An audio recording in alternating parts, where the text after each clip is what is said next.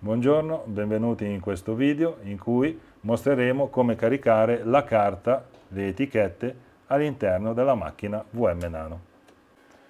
Quindi per cambiare la carta della VM Nano, posizionare le dita qua sotto, il pollice su questa protuberanza e tirare verso di sé. Il carrello esce e tirarlo fino alla completa estrazione. Prendere il rotolo di etichette, staccare un po' di etichette in modo tale che sul riavvolgitore non ci siano etichette, posizionare il rotolo all'interno del cassetto, estrarre il fermo, fissarlo,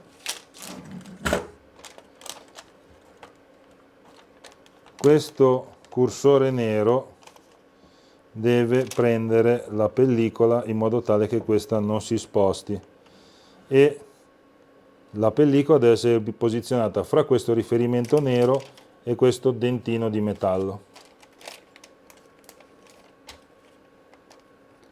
Non usare l'unghia sotto questo dispositivo perché è delicato. Inserire la carta, inserirla nel riavvolgitore,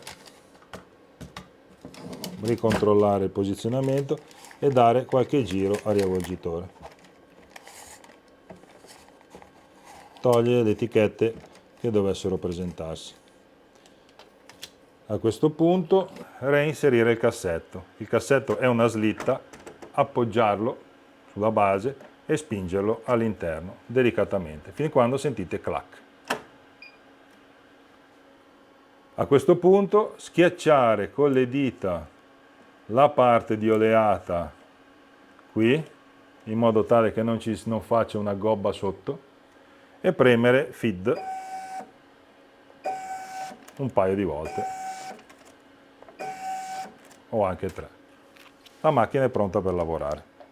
Grazie di aver visto questo video. Se avete bisogno di ulteriori informazioni potete contattarci ai nostri numeri oppure consultare il nostro sito web.